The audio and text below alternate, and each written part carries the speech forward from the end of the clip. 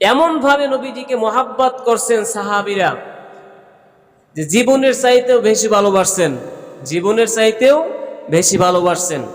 বেলাল রাদিয়াল্লাহু তাআলাকে প্রশ্ন করা হলো, হে বেলাল, আমি যখন আরশের মুআল্লায় ছিলাম, আমি যখন সপ্তম আসমান পাড়ি দিয়েছিলাম, যখন আল্লাহর কুদরতে দরিয়ার মধ্যে আমি যখন ছিলাম, বেলাল আমি তোমাকে হাঁটতে দেখতেছিলাম।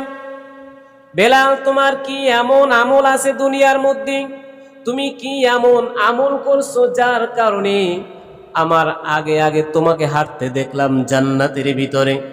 বেলাল রাদিয়াল্লাহু তাআলা বললেন, পয়গম্বর, আমার সামান্য একটা আমল ছিল সুন্নতের উপর। আমি যখন অজু করতাম, এই তাহিয়াতুল অজুর নামাজ নিয়ত করে 2 রাকাত নামাজ আদায় করতাম। প্রতিক্ষণ সব সময় যখন অজু করতাম, সঙ্গে সঙ্গে 2 রাকাত অজুর নামাজ আদায় করতাম। ইয়া রাসূলুল্লাহ, ইয়া হাবিবাল্লাহ, এছাড়া আমার কোনো আমল নাই।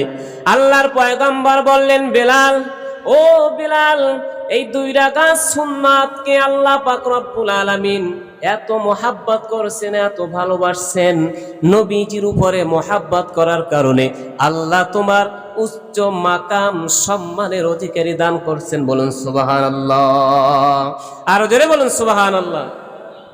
শুধু 2 রাকাত নফল নামাজ পড়তেন সুন্নাত হিসেবে, যখনই ওযু করতেন তখনই ওযু করার পরে 2 রাকাত নফল নামাজ পড়তেন। এই নামাজের কারণে আল্লাহ পাক রব্বুল আলামিন বেলালের এমন মর্যাদা দান করছেন। বেলাল ছিলেন এমন একটা দেশের লোক, হাবশি দেশের লোক ছিলেন। বেলালের মুখে আরবি হরফ উচ্চারণ হতো না, তারপরও বেলালের আজান এত মধুর ছিল, উচ্চারণগুলো আল্লাহ রব্বুল আলামিনের কাছে এত মর্যাদা ছিল, এত মোহাব্বতে ছিল। তার কারণ হচ্ছে একটাই, বেলাল রাদিয়াল্লাহু তাআলা নবীজির মোহাব্বতকে, নবীজির সুন্নতকে মোহাব্বত করতেন। জোরে বলুন সুবহানাল্লাহ।